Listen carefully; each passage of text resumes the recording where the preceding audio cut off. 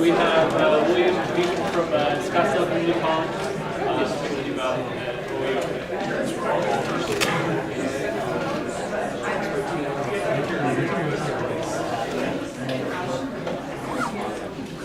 Hi guys. So, my name is William Meacham. I'm from Mesa, Arizona, and I have my bachelor's in elementary education, my master's in computer science. I work at Scottsdale Community College teaching mathematics, and I am a nerd. And I'm very proud of it. So I am here, I want to tell you a story. Okay, so we grassroots movement for OER material at Scottsdale Community College. So we have a story to tell you. All right, or maybe an episode of junk history. Okay? There was vodka involved when I created these slides, so I'm not going to complain any responsibility. This is a story about a whole village of incredibly talented and motivated people, and I'm going to drop a lot of names because I'm honored to work with them. Okay, and one thief. So there was a thief involved. You may recognize him. Okay.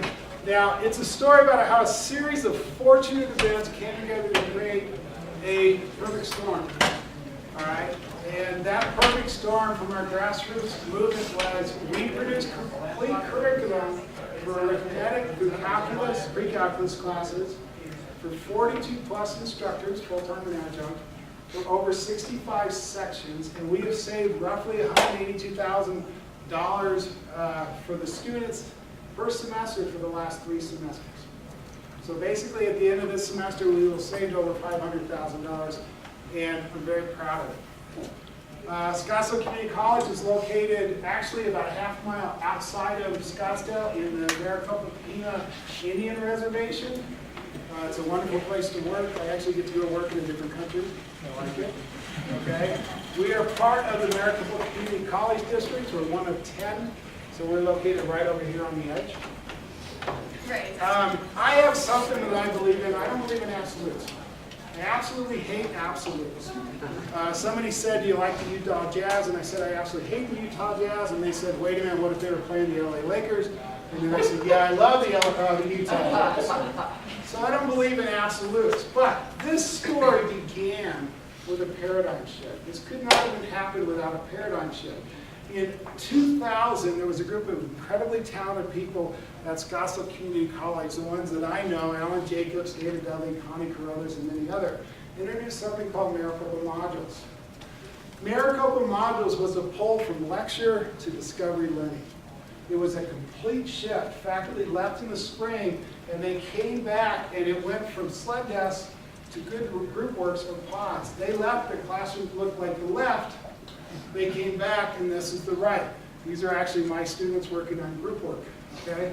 So it was a huge shift. Teachers were used to doing lecture. Suddenly they came back, and they were supposed to allow the students to discover the material by themselves on their own and facilitate that learning. So that set the stage. But, I hate absolutes, but sometimes to enact change requires the pursuit of absolutes. These people took a huge risk, pushed for discovery learning, made it happen. It was just amazing. They switched shortly after to a book called Math in Action. Our adjunct called it Missing in Action. Okay? It was completely based on discovery, learning, conceptual understanding. It had very, very little in written examples. It was hard to teach from unless you were a master of discovery learning. If you are, that's cool. Okay? But it was tough to teach in some ways. So our faculty, no absolutes, the ones that like lecture and didn't like totally discovery, they began the OER process. They started developing their own materials. They developed their own worksheets in class. They developed their own presentations and slides. So the process had already started. Because we had a huge tug of war between discovery and lecture. And the answer is never one or the other. It's not an extreme. You have to be able to let teachers find where their talents lies. We have some teachers that excel at lecture, and they can captivate and enthrall a class. We have some teachers that excel at discovery learning. They can facilitate and help students learn. It's finding the niche for that teacher. So around 2008, along came a legend. Someone that I respect highly, Dr. Donna Gadet. There she is on the left with our division chair, Mary Wilson. Oh wait, wrong slide, I'm sorry. There's Dr. Gadet. She's there right there, and there's the thief. She's in the back of the room. She looks very good. She doesn't, look too Halloweenish. Dr. Duquette, her heart was in hybrid and online classes. Well, trying to teach discovery learning in a hybrid and an online class, you might as well take a kid out there to teach him to swim, throw him in the pool, and walk away. Okay, because to do that, it just doesn't work. So she started creating a massive amount of material to teach online and hybrid. And she did an absolutely wonderful job. She was joined by two other incredibly talented people. She was joined by Professor Jen Bohart on the top, and Professor Paula Temple. And among the three of them, they developed complete curriculum for their hybrid and online classes for basic math, introductory algebra, and intermediate algebra. These were mini lessons, videos. They were supported by UTRI's worksheet.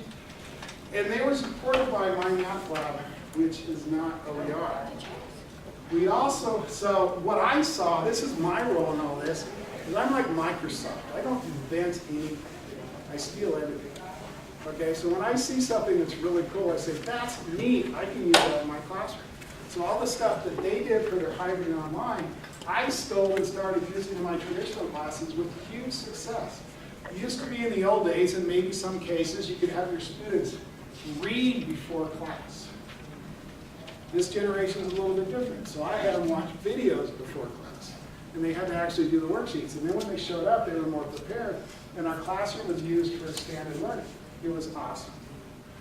So, cost of materials continued to climb. Math in Action is a workbook. It was consumed and couldn't be resold. Pearson raised the price for My Math Lab dramatically and placed additional restrictions on the tutors. So our entire department got more and more frustrated with the use of published materials. So they began looking for other solutions. New editions would come out, forced new editions, forced online software. We all know that. So we have an incredibly talented faculty, Dr. April Strong. I told you I was going to do a lot of name dropping. She is amazing. She's doing an AMP project right now, working with middle school teachers. Huge talent. She started looking for CK12 books. And she found CK12 books that she used in her college algebra class. And she had huge success in that. We had Dr. Ted Coe, Dr. Phil Clark, Professor Roberta Rivas, and Professor Dan Neary. Dr. Ted Coe was our department chair. He was a visionary, he was a risk taker, and he supported his department. He saw what OER could do, he realized the benefits, and he was determined to make it happen no matter how hard. I gotta breathe. Dr. Phil Clark developed OER material for hybrid and online for our college algebra class. Hugely talented. He's over here somewhere. If you want to talk to him about soft chalk and videos and what he's done for that, just huge talent. Professor Roberta Rivas has created all kinds of OER materials for college math and calculus. Again, a huge talent. And Dan Nearing's not here, but he's kind of our jack of all trades. He supported us through all this. And again, another amazing faculty. The only thing that bothers me about all four of them is they have full heads of hair, and I don't. Okay? So those are those four right there, and I'm not jealous. Okay? Now we had another legend. This wasn't an SCC. This was James Sousa. If you haven't talked to James Sousa, this is another person you need to touch base with. He has created thousands and thousands of videos and video tutorials. His website is mathispowerforyou.com, and that's James Olin. Just a huge talent. So, almost all the pieces were there. Fall 2011, the thief realized, that we have enough stuff here to kind of create a curriculum. All right? And I worked with an absolutely wonderful cohort, Donna Gussie, and we decided that we would pilot OER materials for introductory and intermediate algebra. Because all these other people had found it, developed it, enhanced it, and I stole it. Because that's what I do. All right? Well, it worked. We created practice problems on the fly. Donna was immensely patient with me. I can't tell you how much, because it'd be the night before and I'd be writing up materials. So, spring 2012, Ted Coe asked, can we go completely OER for our traditional classes who take math? And through trick, the department said yes. And the village went to work. Okay? So here we are. The village, all these talented people realize that we have a textbook, we have mini lesson tutorials, we have practice problems, and we have an online learning system. But there's a problem. You have to go out to 42 faculty. If you have one teacher adopting OER material for their course, or if you're developing OER material for one course to be taught in one way, great, it works. We had a problem. We had to distribute a complete system in the fall to be adopted and loved, hopefully, by 42 faculty. So we realized something that was really, really important. Our curriculum had to match any teaching style. It had to match any learning style, and it had to match any delivery mode. Whether you taught lecture, discovery, active learning, flipped classroom, inverted classroom, expanded classroom, anything in any way you wanted to teach, our material had to fit that. Your learning style as a student, auditory, visual, writing, practice, lecture, it had to match. Delivery mode, traditional classroom, hybrid, online, MOOC. Dr. Gaudet's taught a couple of MOOCs. Phil Clark is developing a MOOC for college algebra. Our materials are being used for that, okay? Got to breathe again. No absolutes, it's got to fit them all. So what do you got to do? You have to have an OER curriculum to support any learning style, any delivery method, any teaching method. What do you need? Well, first thing is it has to be completely integrated. It has to have a textbook, online homework, concept tutorials, interactive workbook, an instructor's guide with a solutions manual, and online homework systems. So now it's not a textbook. It's not the learning management system. It's a curriculum, and it has to fit. The thing I'm most proud of is my English. The thing I'm most proud of is when we launched in the fall, a teacher came up to me and said, how do I change my teaching to match your material? And I said, you don't. Let's look at the material and how it fits your teaching style. And that's what they do. Okay? So, there were some other things that we realized. Our materials must be it must be consistent. So if the students have the material, page numbers, format, all that stuff needs to be consistent between the students. It must be timely. They have to be able to get it immediately. Whether it's ebook, whether it's bookstore, whatever, but not a 2-week delay because we ordered it from somewhere. And it must be reliable. So the good news, this was one of our bigger challenges, but we had a success. The good news is we worked with a local publisher that published the book for us, provided ISBNs, and did printing for less than $15. The good news is we had a tentative agreement with the bookstore to sell the workbooks. Okay? It looked like a good way to provide a timely, reliable, and consistent solution that students could still download the workbook for free. Because we were going to have all our students show up in August, they're going to show up for class, that way they could have the materials to begin class. The bad news, the bookstore didn't play nice, and we stood our ground. Okay? There was the bookstore saying the book must be required, they have to buy it from us. The math department said, no, it must be free. I'm sitting at Yellowstone watching Old Faithful with my kids arguing, saying, no, we have to have this printed material to the kids. No, the bookstore won't require it. It was ugly. But the bookstore said, okay, we'll kind of carry it. They carried 30 copies at a time. So our students would show up, buy it out, and they would order 30 more copies. That was ugly. But there was one thing that was really good. We only had to deal with the bookstore. A lot of you have to deal with an administration that gets profit from books sold at the bookstore. Our administrative supported us and supported our project, and we're not worried about losing money because we went from a $100 book to a $15 book. So we only had to deal with the bookstore. Luckily, we had a compromise, okay? The bookstore has agreed to provide a link to students online at the bookstore to download page. So they can go there and they can actually go and download it on their own, free. The math department agreed that the cost to print and distribute the textbook was in line with the principles of OER. And that actually says it on one of the OER websites, which was really, really cool. So we have a solution. We allowed the workbook to be listed as required, but still be available for free as a download. And that was a huge battle, but we've turned it into a success. Smiley face by me. That was a tough one. So the other thing we had to do is we had to make sure we had faculty support, student support, and support from the administration. I already told you, we have the most amazing administration. President Jan Gaylor and Vice President Daniel Kaur have been hugely supportive of this initiative. And when we go to them for help, they help in every way they can, and they support our process. And I can't tell you how much I appreciate it. Faculty, we kept them involved. We kept them involved from the very beginning. We got their input on what we were doing, and then when we did training beforehand, and then we met with them bi-weekly during the first semester, and did thorns and roses, where what was good, what was bad, and the faculty bought into it. When you have a faculty come to me, and I had one earlier this semester, and say, I really, really love this material. That's just, my head gets bigger than it already is. Okay? Because it fits their needs as an instructor. We have instructors that don't use any technology. We have instructors that use all technology. And it fits both needs. Okay? So, the data.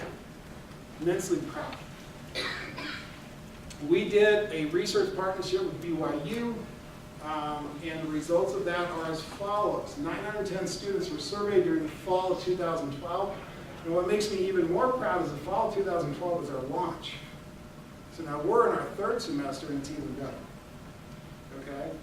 Strongly agree, slightly agree, 78.1% feel that open materials support adequately the work they do outside the class. Okay?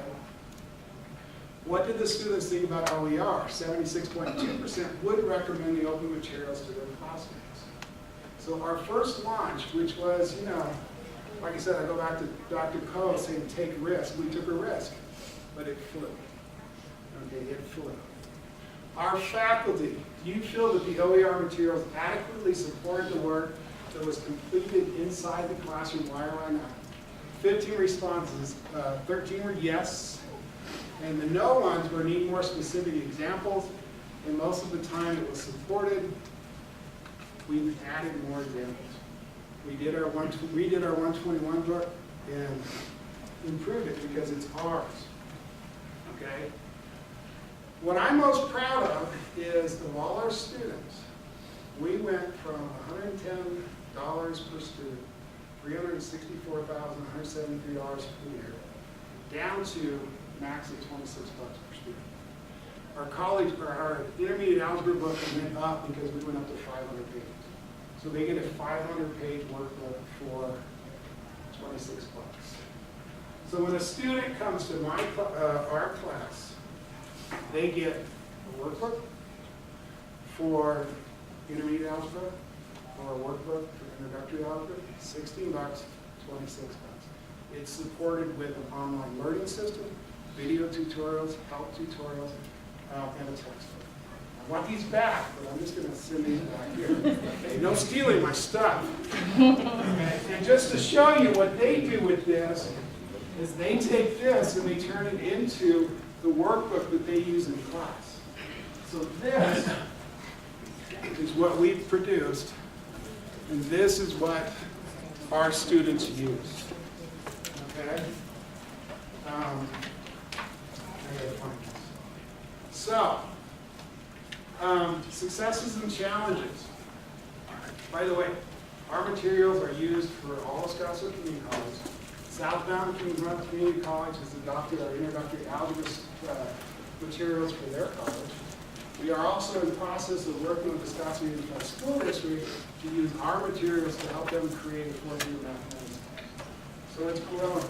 It's grassroots, it's growing. The people that work on this, all the names that I've dropped, oh my God. If you need talent, you need someone to talk to any of them.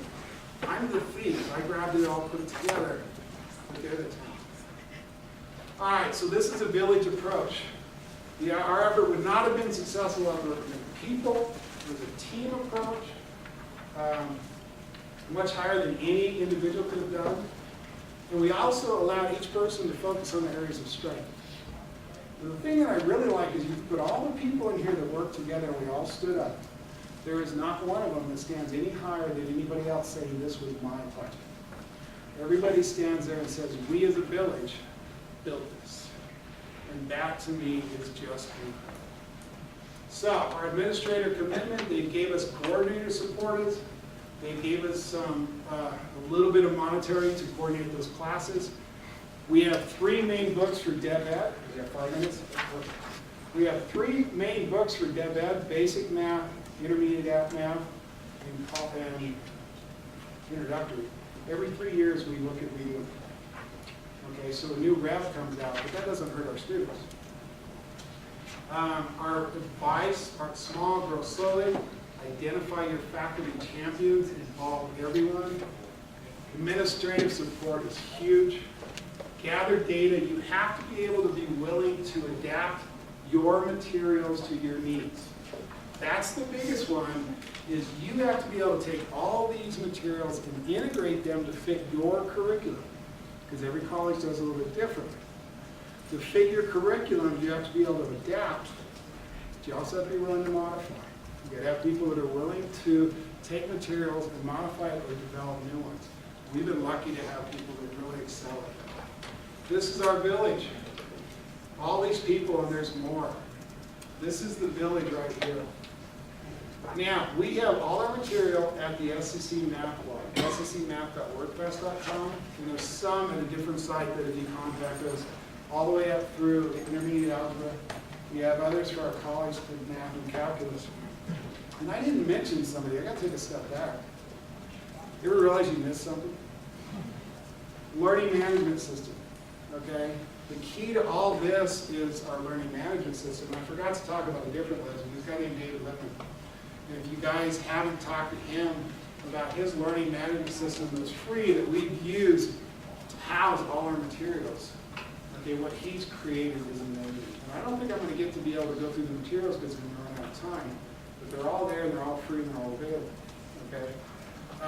So I realize I forgot somebody, and I don't want to, because what he's created has been amazing. All our stuff is there. If you go to that website for each course, you can download the entire workbook. You can download individual lessons. These are all the videos for all our lessons. These are the practice problems that go with all the lessons. This is an assessment that we've added to the end of it. Read. So you can go to that website and see everything we've developed, except for the online learning system. That one you have to do an account, but that's free. So, me. All right, so basically, I can go through the material and show you some of it, but before I do that, because how many minutes do I have left? I have 2 minutes left. All right.